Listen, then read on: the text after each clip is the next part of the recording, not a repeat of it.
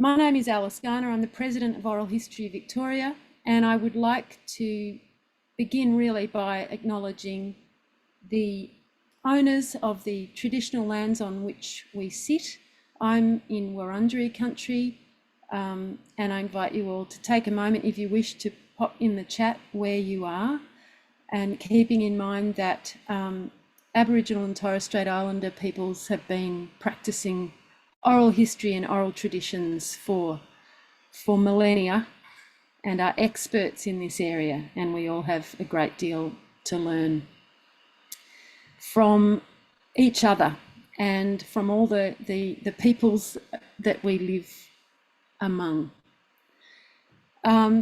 So I'm actually going to hand over to Al Thompson, who knows all about the projects that have done so well in this awards program, and has sort of a sense of the history of this award program as well, and the kinds of projects that have come through.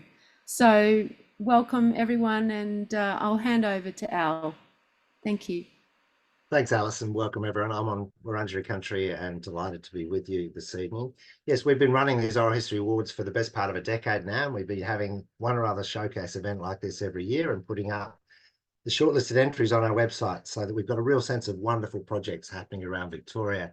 These awards are run jointly by Oral History Victoria with the Victorian Community History Awards and the Royal Historical Society of Victoria.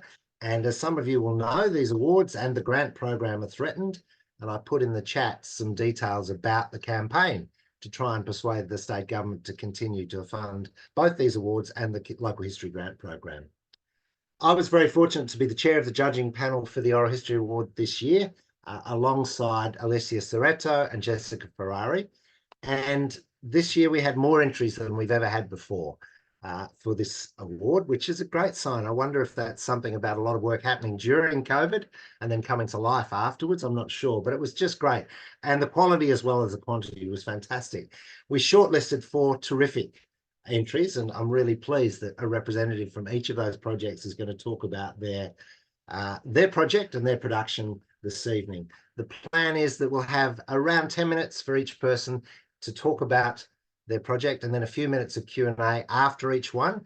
And then if we've got any time left at the end, then we'll have a general Q&A. Tonight's session's being recorded, and we're hoping to put the recording up on the Oral History Victoria website. So just be careful when you ask questions. If you don't want to be identified, you can do it through the chat. And please, I'd ask you all, apart from the presenter, to now mute not just your audio, but also mute your video, because we're going to be recording this. So if you could all just mute your videos, and you can bring them back on during the Q&A.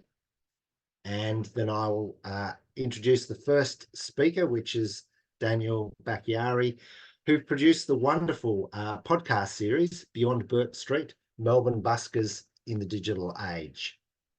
So over to you, Daniel, and anyone who's still got their video on, if you could mute them, that'd be great. Thank you so much, all. Thank you so much, everyone. I will share my screen here. Let's see. And there we go. And I'm truly honored for this incredible opportunity to share my work at the Oral History Victoria Award Showcase. My name is Daniel Bacchiari, and I'm from a city called Rio Grande in Brazil. Since 2019, I've been researching Melbourne-based street musicians as part of my PhD at Monash School of Media, Film and Journalism, entitled Beyond Burke Street, Melbourne Buskers in the Digital World.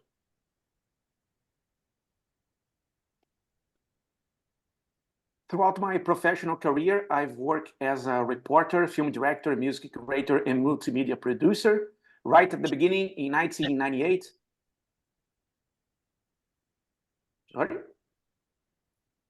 Right at the beginning of 1998, news radio became an essential school for me. It helped me to improvise, be responsible to the audience right away, double check the sources, and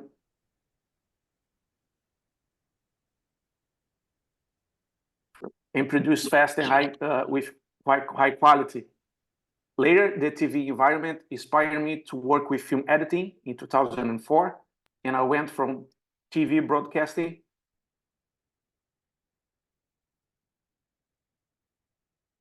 Oh, my apology. Oh, now I understood. And I was saying that later the TV environment inspired me to work with film editing in 2004. I went from TV broadcasting to music videos, documentaries, commercials, and branded content films. Music has been a vital part of my career, especially while film editing. Music gave me the timing, the beat to cut, to put rhythm in a scene. And besides playing a key role in my craft, I've always been a music fan, searching for new songs and new artists through analog and digital platforms, and watching performances in indoor venues and in public spaces like subway stations and sidewalks. My desire to report real stories through music eventually took me from Brazil to Australia. And with an independent online project called Street Music Map, I've been curating street musicians worldwide since 2014. While searching the hashtags street music, street musician, busking, and busker on Instagram, a particular location kept appearing, the Bourke Street Mall in Melbourne. The perception through remote and digital research that the central business district of Melbourne had the potential to be identified as a place of street music inspired me to apply in 2019 for a PhD at Monash University to prove that there is a significant street music scene in Melbourne. And that's when my street music research, which started non-academic with the Street Music Map project, went from global to hyperlocal. And for the last 5 years, my focus has been the street musicians in Melbourne. My study analyzed the trajectory of Melbourne-based street music performance from 2019 to 2023, distinguished by the rise of social networks, video sharing, and streaming platforms used by artists and fans, with both actors becoming content producers and distributors. The podcast series is part of the journalistic artifact for this PhD research, which is built as a digital multimedia project available at beyondbourkestreet.com and streetmusicmelbourne.com, with both domains acquired for this study. And specifically, it consists of 45 podcast episodes edited as short documentaries with an average of 80 minutes and 45 seconds in duration, blending street musicians' testimonials with their original songs, using the audio medium to contribute to ethnographic practice research. 365 short films recorded and shared on Instagram during observational fieldwork on the streets of Melbourne. In addition, each music video is geolocated on Google Maps as part of the cultural mapping process applied to the street music scene in Melbourne. And 126 songs by Melbourne-based street musicians curated on Spotify and 63 tracks featured on SoundCloud. Both compilations are entirely formed by original songs produced by Melbourne buskers. The podcast production followed the format of a one-man crew, where I was the producer, interviewer, and editor of the audio series. The main source to produce the podcast was the recording of semi-structured interviews recorded in person on the streets and through video conference platforms such as Zoom. During this PhD research, the semi-structured interviews were conducted both as a source material for the podcast series and also for the analytical findings in the exegesis of my PhD. As a choice of style, there was no anchor, presenter, interviewer in the final edition. The episodes are conducted by street musicians, blending their audio statements with their original pre-recorded songs. Firstly, the decision to invest in podcasting was to focus on the power of oral history through audio, since the main subject, street musicians, was related to music production and urban city sounds, elements that could be highlighted through audio journalism. Secondly, I could use my previous experience as a radio journalist to produce and edit the audio series. During this research, the 45 interviews were based on 13 questions on the following topics: the reasons for busking, the positive and negative side of performing on the streets, the challenges they faced during the COVID-19 pandemic, the economics of busking, their opinion about street music on a local, national, and a global level, their connection with their audience, their opinion about busking versus performing in venues, how they promote their work on social media and connect with fans through the internet, and what advice they would give to someone who just started to or wants to play on the streets. The inquiry went through a few adjustments between the first and last interviews conducted over the years, mainly regarding the COVID-19 pandemic, since the interrogations happened before, during, and after the lockdowns in Melbourne. I blended digital and face-to-face connections with street musicians throughout this offline, online, back to offline process, a relationship based on trust that made it possible to produce physical and virtual interviews over 4 years. Regarding my experience interviewing Melbourne buskers during the COVID-19 period, the material acquired a particular pace. Since both researcher and interviewer were forced to be at their houses with limitations to do anything else but stay at home, the rhythm of those interviews was slower and even more relaxed than a usual chat in the streets. There was a feeling of reflection about the act of busking and its value that became a highlight from several virtual meetings, while the only collective choice was to wait without any certainty when everybody would be able to be back on the streets. I would like to illustrate the end of this presentation with a short compilation of testimonials of 5 Melbourne-based street musicians interviewed during the pandemic, most precisely in 2020. Tanya George, Matt Katz's Brazaman, Simon Paparo, and Jesse Whitney.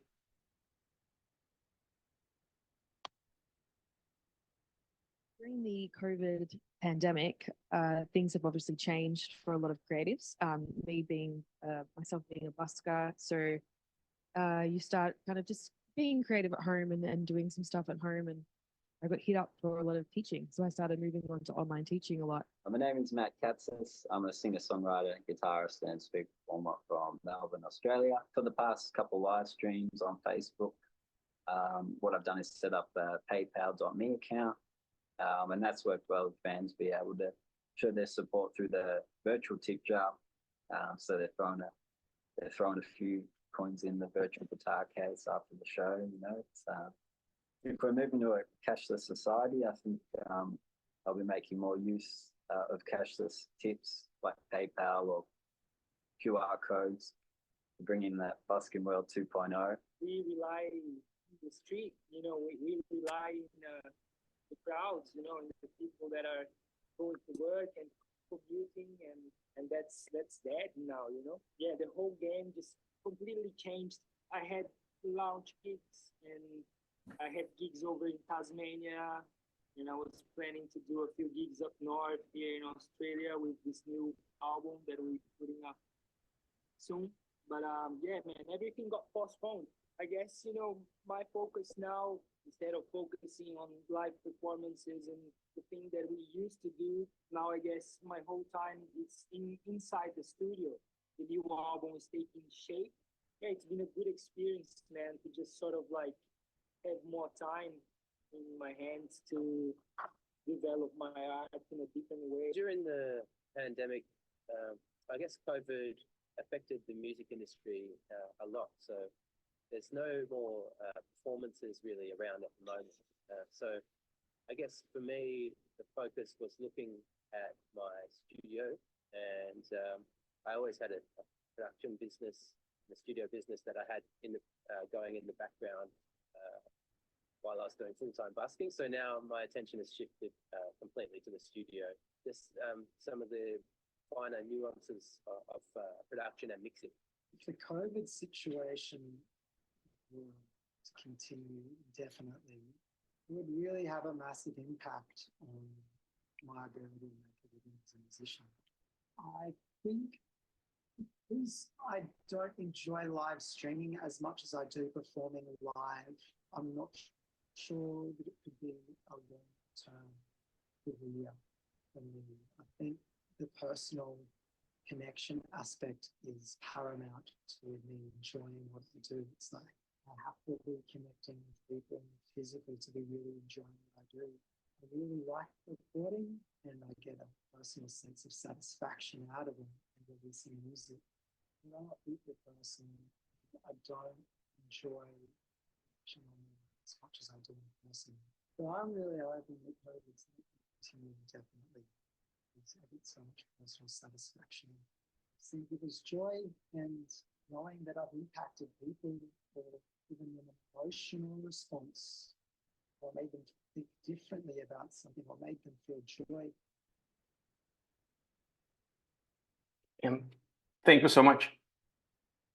Thank you, Daniel. That's wonderful. So we've got a few minutes now. If anyone's got any questions or comments they'd like to make to Daniel, you can either put them in the chat and I can read them out, or unmute yourself and ask away. Yes, Alice, or put your hand up like Alice just did. Daniel, I was curious to know that given you were doing it as part of your PhD and you would have had to go through the ethics process and create, I'm assuming, consent forms and things. I was curious, at those times when you have interviewed people on the street as opposed to online, have you had to go through the filling out the form thing, or have you come up with other approaches?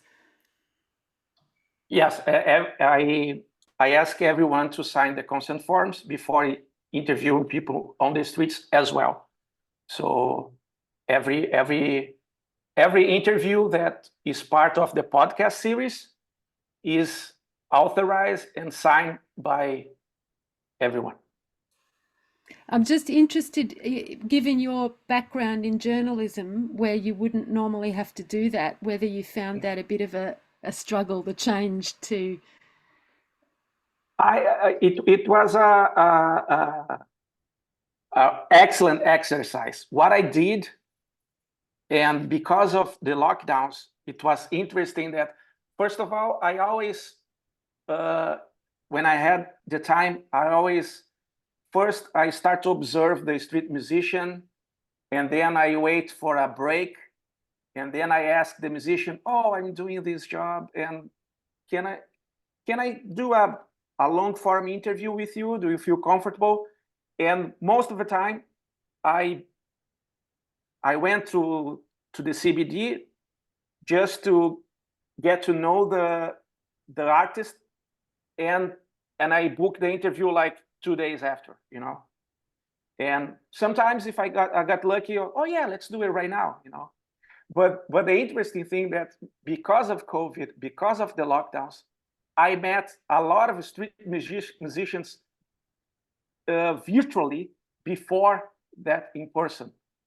So there was a lot of, and it was funny. Now we can think it as a funny moment, because I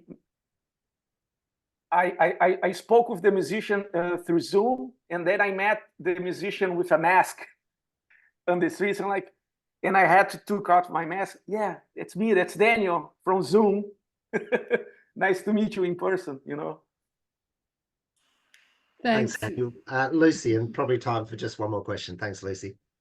Thanks, Daniel. That was so interesting. I was just wondering, your project started before the pandemic. Do you have an idea of how different it became because you then were interrupted by the pandemic from your original idea of what you were trying to do? Was it reshaped majorly, or yeah? It was amplified. I add more features. For instance,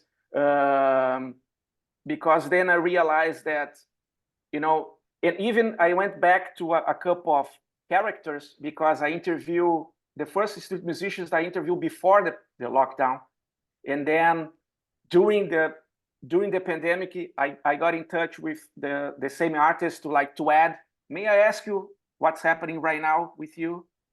And then I had the chance to ask post-COVID questions as well. And so there are a couple of interviews that there's the before, during, and after COVID pandemic. And every interview after the pandemic, I ask how did you deal during the lockdown?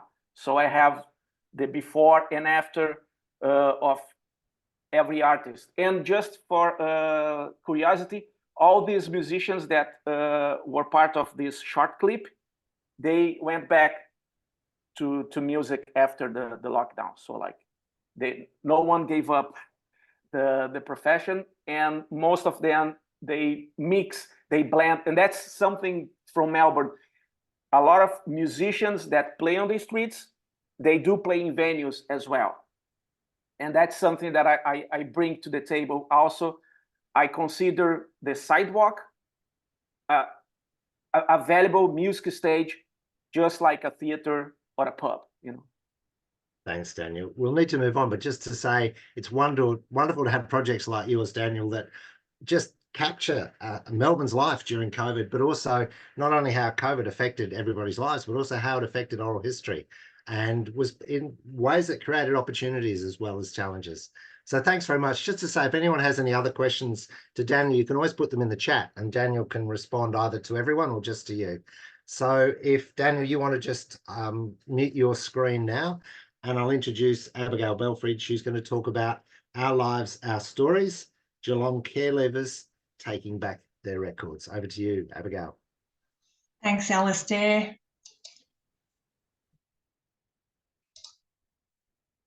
So, hi everyone, and I'm really pleased to tell you about the Our Lives, Our Stories exhibition project and some of my reflections. I'll be focusing on the human elements of this project and a little on the design. So my role on the project as a historian was to work with members of the project team to produce 4 panels as an exhibition for the Australian Orphanage Museum. The commissioning body was Care Leavers of this Australasia network, known as CLAN, who manage the museum and who I'll tell you about later. The exhibition was about the critical importance of childhood records for care leavers, the many people in our community who've grown up in orphanages and children's homes, and also their right to talk back to these records, to include their views and their experiences in these official files that very often contain inaccurate information and distressing and judgmental statements about them as children and their families. The exhibition was also about the history of orphanages and children's homes in the Geelong area and the relationship that individual care leavers had with Geelong. And the primary audience for this exhibition was the care leaver community. And we thought if it was accessible and relevant for this audience, it will work for everyone else. So I'd like to show you around the exhibition.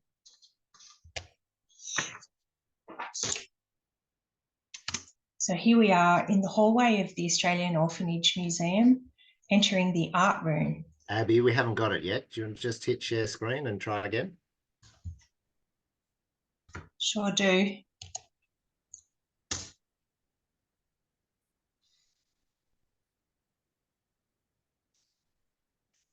So sorry about that.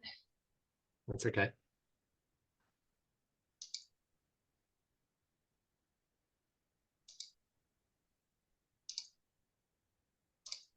Got it. Okay. Great. So just walking down the hallway and into the art room at the Australian Orphanage Museum. Here's our title panel and our 2 introduction or context panels. Then we have the Charter of Rights to Childhood Records and the map panel that locates the children's homes in the Geelong area from 1854 to the 2000s. We then move on to the individual panels, what we call the story panels.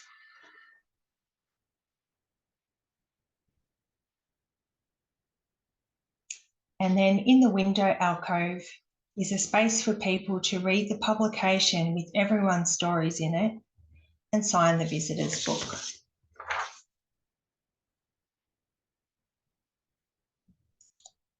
Whoops. So I'd just like to tell you a bit about CLAN. CLAN's a national independent peak membership body which represents, supports and advocates for people who are raised in orphanages, children's homes, missions and foster care within Australia and New Zealand. And CLAN does a whole lot for care leavers, a whole lot. Amazing. I'd like to introduce the project team, starting with Frank Golding, Dr. Frank Golding, who's an author and an academic, then me, and then Leonie Sheedy, OAM, who's the CEO of CLAN and the manager of the Australian Orphanage Museum. Leonie and Frank are both care leavers, and in the project they interviewed participants. They were our link with community members and provided guidance throughout the project. Then Dr. Kate O'Neill is the National Editor of Find and Connect and a historian. In the project, Kate took notes in the interviews, and Kate and I also project managed the project and produced the exhibition publication. And we all did heaps of other stuff. Kate and I are also working on an updated edition. So if you do know of any sponsors or grants to help, we'd be keen to hear. And just a word about Find and Connect. It's a federal government funded web resource based at University of Melbourne that documents the history of children's institutions in Australia and helps people to find their records. So other people that contributed to the project were Megan Atkins, our exhibition and graphic designer, and Michaela Hart, an archivist at the Department of Human Services, who helped provide access to records. There's our project timeline. And I wanted to just talk about participation in the project, which was a really important thing for us. We really wanted to maximise the opportunity for people to participate, and we only had a limited number of panels. So when we were gathering stories, our plan A was a workshop where care leavers could fill out a form with 4 questions. The forms, as well as the panels, would be displayed in the exhibition, and visitors to the exhibition could also fill in a form for display. So lots of participation. This didn't happen. It was January 2021 and there was a lot of post-Christmas COVID around, so we didn't go for the large group gathering. Instead, we started with a small group session, and we discovered that no one went for the forms. People just wanted to talk and not write. So we decided to interview people, and later in the project, as a way to include everyone's stories, we made a simple publication that could be read in the exhibition. So about the interviews, the publication, which found its way, was given as a gift, and will be available. It's available through the Australian Orphanage Museum website as well. So just with the interviews, Leonie and Frank, as trusted peers in this community, undertook the interviews with Kate taking notes. And we opted for note-taking over recording and transcription, as we felt participants would be more comfortable not being recorded. Leonie and Frank interviewed 9 people, and there were 3 group sessions and 2 phone interviews. So another important thing in this project was consent and control. So we went further than the standard consent form. We sought feedback and consent at different stages of the project. Importantly, participants could change their mind about their involvement, and they could decide they could have their panel removed from the exhibition. So that's not something we'd normally want to offer people, but this process was guided by the 5 principles of trauma-informed practice, which is safety, choice, collaboration, trustworthiness, and empowerment. This was more work than most projects I've worked on, but utterly worth it. It felt more like a collaboration. People gave feedback, so their panels, the text that went into the publication. Some gave a lot, and Kate and I made changes to the panel text and the publication. So our objective here was not about having an accurate representation of the oral history interviews, which is very important, but in this project, it was about working with people to craft their stories how they wanted them to be told. So just a little on the design. How then to communicate this complex and nuanced story about systemic, historical, societal issues and individuals' experiences and get people to read it. I wanted voices, active voices, and strong images. Even though the exhibition was about records, they were not the star of the show, and too many would kill the mood. I used headings to draw the eye. The story panels had repeated headings, so the visitor would anticipate the content and feel too curious to not keep reading. The info panels with headings and minimal text were telling their stories too, of us and we. There was no distant voice of authority. We wanted to communicate the atmosphere of the places children lived in, but I was conscious to not let the institutions dominate. For instance, with the map, with a choice of layouts, I chose to literally keep the institutions in the margins. We refined the text, cut after cut, into something people could read. And thanks again to Leonie, Frank and Kate for their knowledge and clarity here, although it was a bit brutal sometimes. So just to finish,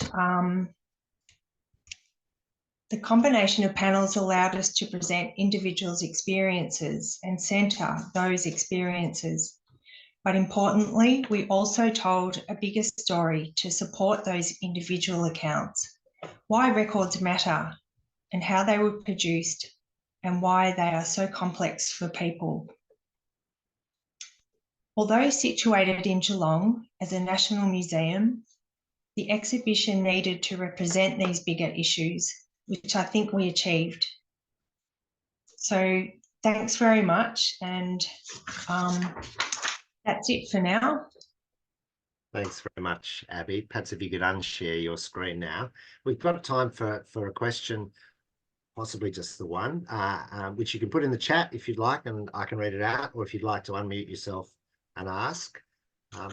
Just while people are thinking, I'm just struck by the fact that on the one hand, care leavers wanted to talk, but on the other hand, they didn't. You sense that they didn't want to record. What's your thought about that? Look, I was guided by Frank and Leonie, and I think it was just also we needed to sort of quickly move into a different plan of action, and they just felt it would sort of clutter, it would be a complicating factor in a session with people rather than it would be interesting to hear directly. I mean, Frank's here now. Don't want to put him on the spot, but that's the sense I got, that it would just be a more informal and social kind of a session. Thanks, But who Abby. knows, like it could, that's the thing about trust and collaboration. People might be really fine with that. It's not a no-no. It was a call that we made at the time. Thanks, Abby. Look, I think we'll have to move in because we've got two more presenters. But by all means, if anyone's got any questions or comments on Abby's presentation and this extraordinary project, please put them in the chat, share them, and I'm sure Abby can respond, possibly Frank as well in the chat. So thanks very much, Abby. And thank you. Great. There's questions already coming for you, Abby. And Martie, if you could bring yourself back on screen, and I'll introduce Martie Lowenstein. Martie? It says I'm unable to start video. Okay. Okay, let me just get you back, Martie.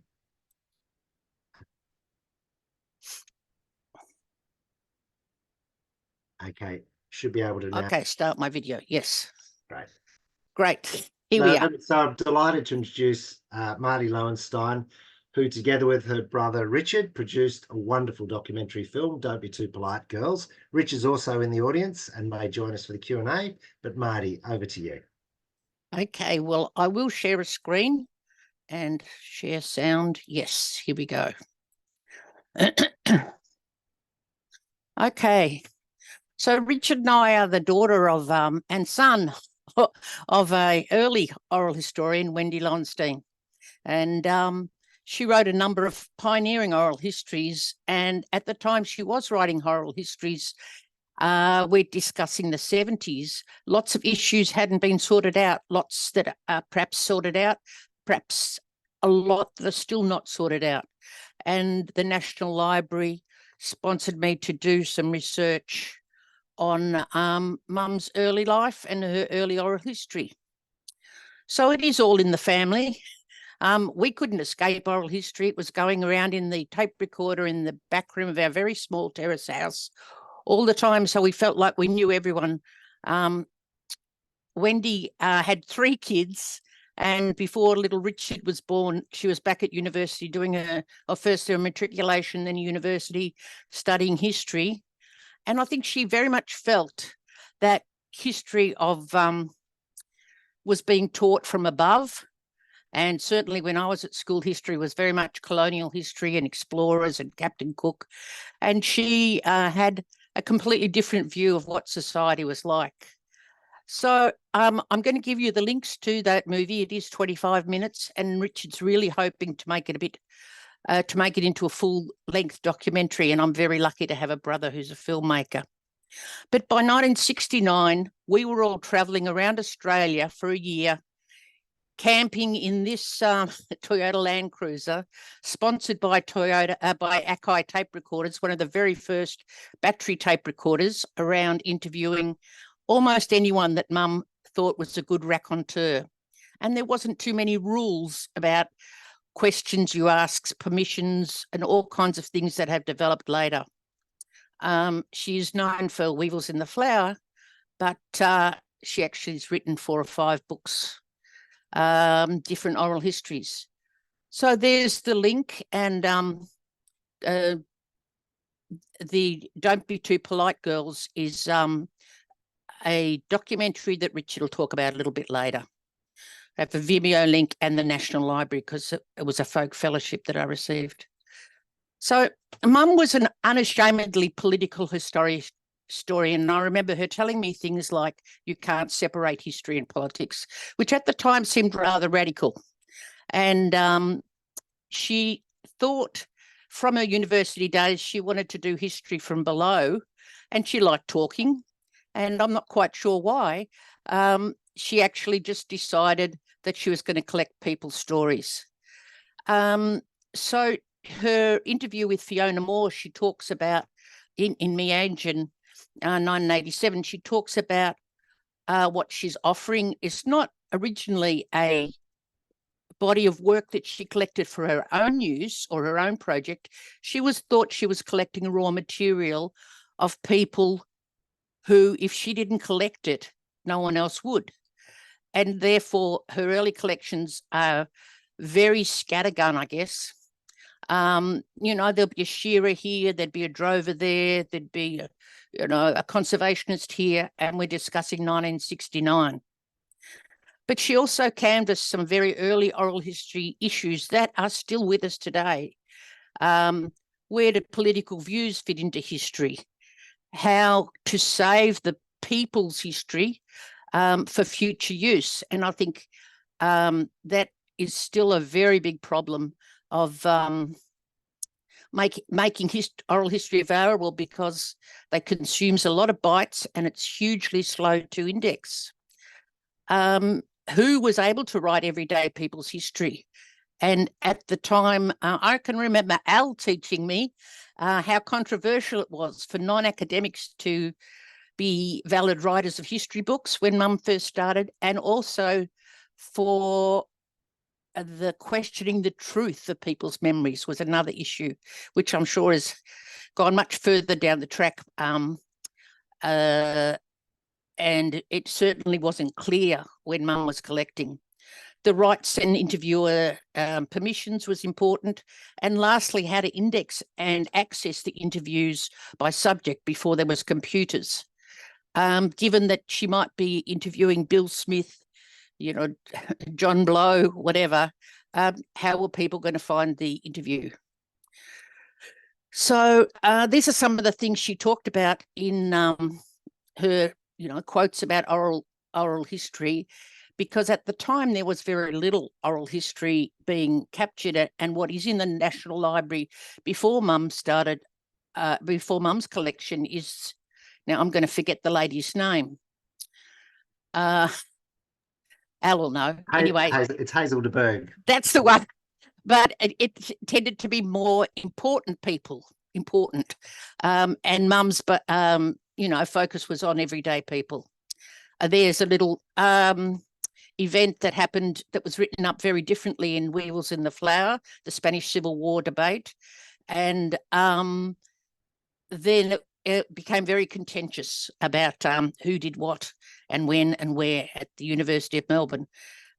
So there was interesting division at the time when she started doing oral history. Okay, and I found there's still interesting division about politics and oral history and the political role of historian. You probably all know more about that than me. Okay, but one of the things that really concerned Wendy was in an article she wrote in the La Trobe Journal in 1972, and I think some of it is still true today. Libraries are traditionally concerned with the written word, but this article deals with a collection of spoken word, social history, folklore, oral traditions preserved on tape. And this is what she felt at the time, that oral evidence was little valued by historians who tend to be tradition bound. So the first thing that inspired Mum, besides her politics, was Studs Terkel, who wrote a oral history in America of the Great Depression, and that's what set Mum off. But before that, she did actually start collecting Australian folk music, and I think she probably got into oral history when she found there wasn't too many more songs to find out there in the Great Australian Bush. That's a little bit of her work on indexing subject and place, and which tape and where and who and why, before computers existed. Talking about with the old P&Cs, was it? Yeah, that's that was the two branch. I thought it was earlier than that, wasn't it? 52, Jeff? No, it was 55. I said to him, Tom, would you help me write a book about the wharf? Would you introduce me to people and come with me and translate? Because that's what Tom does. And he said he would. I was thinking, well, now, I can't do this sort of thing without him. Well, then it's fair that it should be Hills and Lowenstein. It wasn't that he'd share the royalties, it was that he would see his name on something. And he knew it was just that he should have his name. He was bringing a bottle of beer. He'd have said, no, I'll do it for you. This wall we're walking down now was really put up to protect the scabs that was inside working the ships from the Unionists was outside. There's a tremendous tradition. Okay, so that is actually a ABC show, a big country. I haven't got the link. Oh, there's the link, called Lowenstein and Hills. And you can see that she's actually taking a collaborative approach with her interviewee. Tom Hills was a very high leader in the wharf movement. And when she wrote Under the Hook, basically, she said she couldn't do it without him. And she made him a co-author, which was a lovely, really, really, I think Tom took a great role in that and really enjoyed it in his later life. So also at the beginning, there was no protocols, no forms, no permission forms, or certainly if there was, Mum didn't find them. So she wrote to the Copyright Council and to get legal opinion to start up forms on the issues of who owns, what are the rights, because as a journalist, she knew that perhaps it had to be different from working with newspaper. It had to be more of a trusting relationship an ongoing relationship between the interviewee. Martie, just to say, you've got about a minute to go. Okay, this is about it. She got a few things too. Sorry, I got carried away. A few things that she wrote about adding oral history to literature because she wanted to use the words of the people. So I better stop there and let it go on. There we are. Great, thanks very much, Martie. We need to move forward. I've got any Q&A, but Richard, is there anything you want to add about the filmmaking? I guess it's sort of interesting as I think about my filmmaking career. Most of it is based or formed by Mum's oral history work. Is the obvious ones, which I just put a link in the chat, was my student film Evictions and then Strikebound, both based on her original work. But even when you look at the following films, the Dogs in Space and He Died with a Flaff in His Hand, they're really following the same principle of the kind of working class history, or the history that may not be of Mum's interest, but I started doing the same thing, interviewing people in shared houses and turning them into films and social realistic films in a certain way. So yeah, the connection and the influence on me has been quite extreme. And Martie's in pushing of me to make this film has kind of been a revelation as well. And we're keen to expand it into a feature-length film in this sort of moribund time of no documentary funding, especially from the ABC. It's a tough content, but we're going to try to turn into an 80-minute project. Thanks, Richard. We're probably going to have to move on, but just to let people know, there is a public showing of the film, which is the details have just been put in the chat. Yes. You can also see it online, and it's only 26 minutes long. It's terrific because it actually goes back and shows Wendy and the family traveling around Australia interviewing people. It's just wonderful. So it screams with Evictions, which has oral history interviews of the artist Noel Coonahan and Tom Hills, who you just saw in that little clip. The Martie played as well. The Waterside. He was president of the Waterside Workers Federation at one stage. Great, thanks, Richard, and thanks, Martie. Look, we might move on to our final presenter, but I think we'll have a few minutes at the end. So if there are more questions to Richard and Martie, we can do that. So if Richard and Alice could close your screen, and we've got Lucy Bracey from way back when, who's going to talk to us about Stonington's young voices of the pandemic. Over to you, Lucy. Thanks, Al, and thanks everyone for the opportunity to share our work and to see all the other fascinating projects. I think it's interesting that we started off with a project that talked about the pandemic experience inadvertently, and now we're ending with ours that it was a deliberate capturing of pandemic voices. So it's a nice little bookend there. But way back when, we're a team of professional historians, and we get to work on all sorts of different history projects, including oral history projects like this one that I'm about to talk about. So in 2022, our team worked with the City of Stonington to capture the stories and observations and reflections of local children in relation to the COVID-19 pandemic. The collection is a a series of 10 interviews, and that makes an important contribution not just to our broader understanding of the way that lives changed during this extraordinary period of time, but to the experiences and voices of children in the archive. And the project also resulted in the creation of a short film that explores how children in Stonington have experienced the pandemic. Through our own personal and anecdotal experiences, we were acutely aware of the particular impact the pandemic was having on children and young people, and we saw this as the perfect opportunity to capture and collect stories and experiences of this group who are often silent in archival collections. Finding the voices of children and young people in the archives is incredibly challenging as they leave few records behind. Children are often written about, especially in the case of official or state archives, such as records relating to welfare, education, or legal institutions.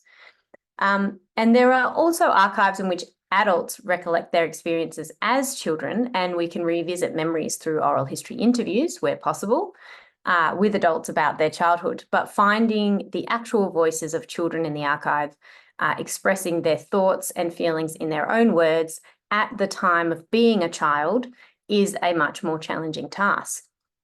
So for this project, we conducted all of our interviews remotely over Zoom.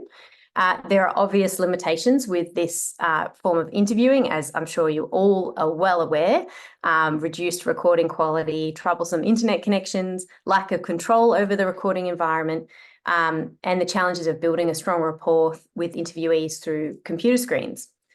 But we also find that, and looking back at these interviews, the recordings provide a really accurate reflection of the unique period of time that we were living through during the pandemic, given how much of our lives we were spending online and connecting with others through a screen.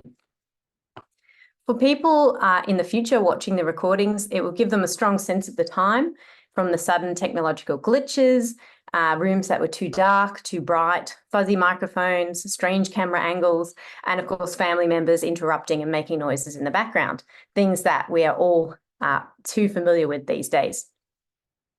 We asked our interviewees about topics including their understandings of COVID-19, the reasons for having lockdowns and other restrictions, as well as changes to home, school, activities, and relationships. And the reflections and experiences ranged from positive examples of new hobbies or skills learned to frustrating experiences with remote learning and sharing space with family members. The young people showed a really good general understanding of what was going on, with a heartwarming level of compassion and empathy.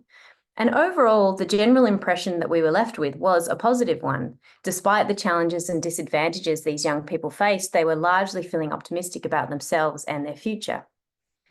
The collection of interviews is now held safely at the City of Stonington History Centre as part of the local history collection. And the centre will ensure that the interviews are preserved so that researchers in the future will be able to watch them and find out what life was like for kids in Stonington living through this time. And in addition to the full interviews and transcripts, the short film that we created is also available online and gives easy entry into this quirky but important collection. We worked with film editors Tiny Empire Collective to pull this together. Way back when did the storyboard and scripting, and then we handed over the content to TEC to pull together and finesse with their expertise into a finished product. The film's 4 minutes long, but we've got 5 minutes left. So without further ado, I will quickly share my screen and show it to you now.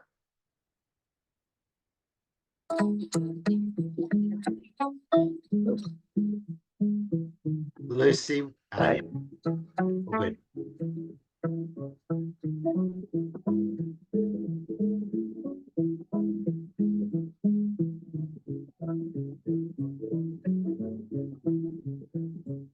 Hello, my name is Abby and I'm 10. My name is Ira. I'm 7 years old. Justin Tom and I am 14. My name is Ari and I'm 8, but I'm turning 9 on the 29th of March. Kush, I'm 12. Raphael, I just turned 11. I'm Lee and I'm 11. Rochelle and I'm 8 years old. I am John. I'm 8. I'm Toby. I am 13 years old.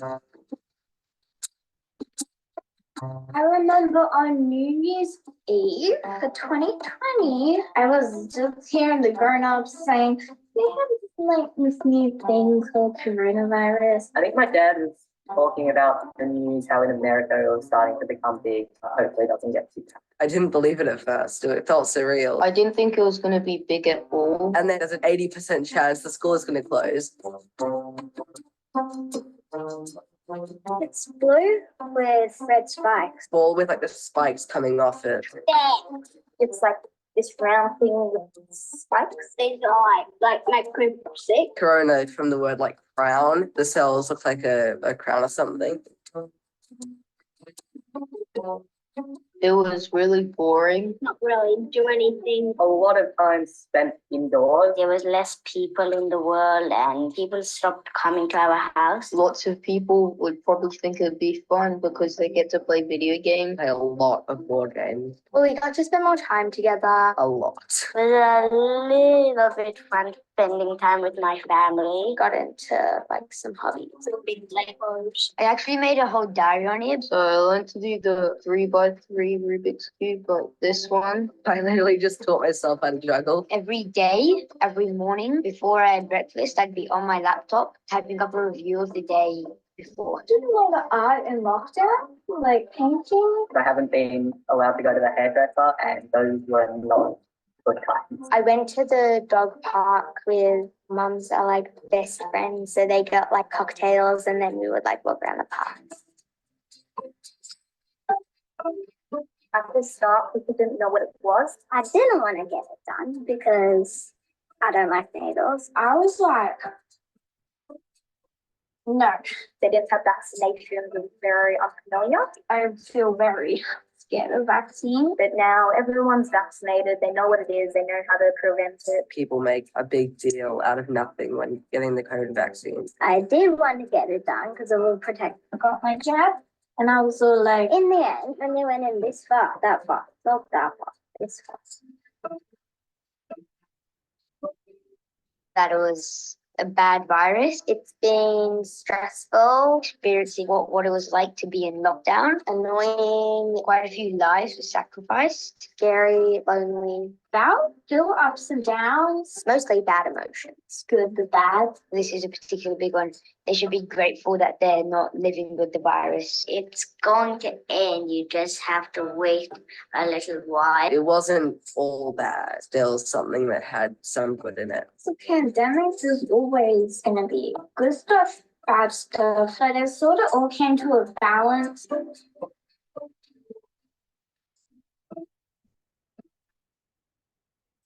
End it there. That's all from me. So yeah. Thank you so much, Lucy. Look, I think we'll run over another 5 minutes or so for the session, which is great. So if anyone's got any questions to Lucy to start with, you can put them in the Q&A. Lucy, there's a question from Alicia. She'd like to know how you found the kids. Oh, good question. So because this was a project with the City of Stonington, the call went out through the library services. So the people volunteered through that. So yeah, they were self-selected after a call out through the local library services. Perhaps if people want to put their screens back on now, they can, and we can share the last few minutes of Q&A. Anyone else got any other questions initially to Lucy and then to our other presenters? I mean, not just one question, Lucy. I mean, it struck me how in your discussion you talked about overall you got a sense that many of these kids felt as much positive as negative about the experience of living with COVID. And yet my sense is that there's a popular narrative out there that this is a damaged school-age generation who are really adversely affected by COVID and lockdown. How do you square that circle? Yeah, I was thinking about it because the inspiration for this came from a larger project that we did, that Wayback When just did during the pandemic, where we interviewed kids we knew. And it was the same thing, like a very sort of overall very positive. But, you know, that's just, yeah, I think it'll be really interesting seeing as the years go out, like academic results, psychological sort of impacts and stuff like that. But just the interviews that we did, just like directly asking, how are you experiencing things now? How are you feeling now? There was obviously like people, I mean, the biggest thing were like a lot of disappointment about missing birthday parties and like holidays and, you know, things like that. But yeah, there was definitely an overall, I mean, Catherine might be able to jump in too, because she did a lot of the interviews as well, but an overall feeling that the kids were very focused on the now. So it was like, I'm disappointed now because I had my 10th birthday and I didn't get my party, but tomorrow's tomorrow sort of thing, which is interesting. But yeah, I think it'll be, you know, the bigger, wider understandings of the pandemic are yet to come, I think. Catherine, did you want to add anything to what Lucy's had to say? No, I was just going to say that, yeah, I think longer term impacts will be really interesting to study and to look into, and hopefully oral historians can have a role in that. We would love to go back and interview some or all of the kids that we interviewed at the time down the track, and also even to interview people around them to sort of add to the stories that we collected. Mm. Thanks, Lucy and Catherine. So let's just open it up now. If anyone's got questions to any of our panelists, I'm just checking. There's something in the chat. Not sure whether that's a question from Frank. Useful comment. There's some comments in the chat, but if anyone's got any questions or things that they'd like to ask of any of our presenters, I can see Alice has got your hand up. Go for it. Yeah, I've just got one for Martie, actually, because I've become aware of just how many interviews your mum did, because I was listening to quite a lot of them in the National Library collection recently. And so I wondered, for you, the process of going through her collections, I can't imagine it was possible for you to listen to every interview, but I'm curious to know about how you went about that process of listening. Absolutely. I think Mum recorded over something like 1,000 interviews.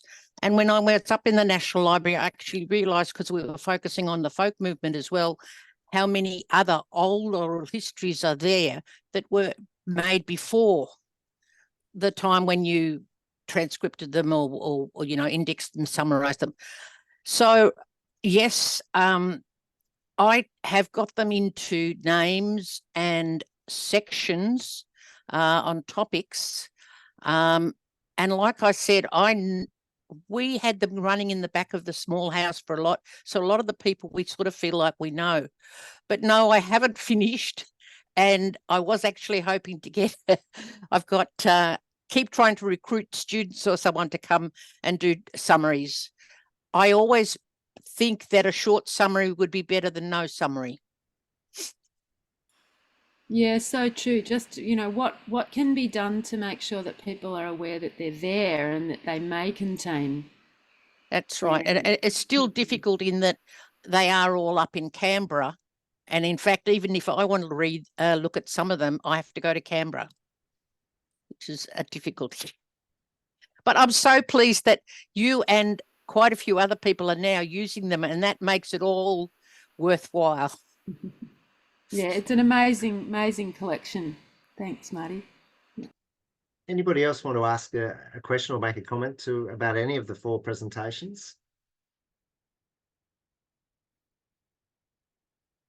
Okay, look, well, we might, I can't see anything else in the chat. There's a very useful and perspective comment there by Frank about children in care and how their voices are very rarely recorded at the time. And so the recording of those adults now remembering their time in care and putting that against the care records is such an important part of that project and that museum exhibition.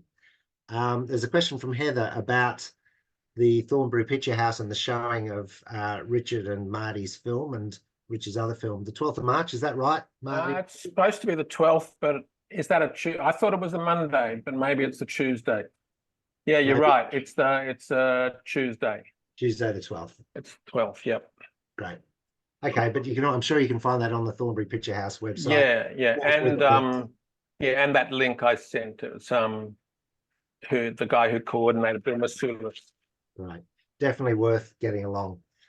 Look, I just want to say before we wrap up, look, thanks so much to our presenters, Daniel and Lucy, Martie with Richard and Abby, and other members of the Geelong project. It's lovely to have you here as well, Frank. Thanks everyone for joining us. I think we had about 27 people, but just as importantly, this has been recorded. So when the video goes up, people will not only be able to check the links to the different projects, but also watch you talking about your projects and get a bit of a sense of just how you've created 4 wonderful oral history productions and collections that are going to be so important for the years to come, but also so educational and politically significant. So in a way, for me, the awards weren't about making an award. They were about showcasing really, really important work that's making a difference to broadening and challenging our histories and adding different voices and different perspectives way back to when Lowenstein's work in the 1950s right up to during COVID and afterwards. So thanks everyone so much.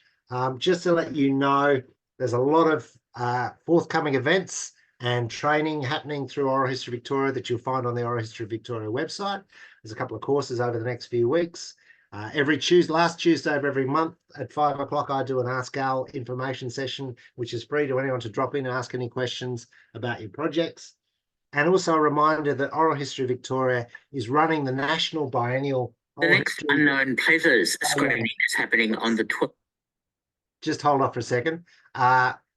In November, we're running the Oral History Australia conference here in Melbourne, and the deadline for the call for presentations, call for papers is, I think it's the 1st of April. So please go on the Oral History Victoria or Oral History Australia website, and we'd love lots of you to do presentations at the conference about the great work that's happening in Victoria and around Australia and around the world. And unless Alice has anything I've forgotten. Just thanks, Al, for no worries. organising it, and thanks everyone. Great to hear about your projects. And thanks. I'm not sure if Alicia was here right at the start, but Alicia was one of the judges, so really pleased to have you here along with Jess Ferrari. Yeah. Okay. Great. Thanks, everyone. Thanks for joining us. Go and enjoy your dinner. Okay. See you later. See you later. Bye.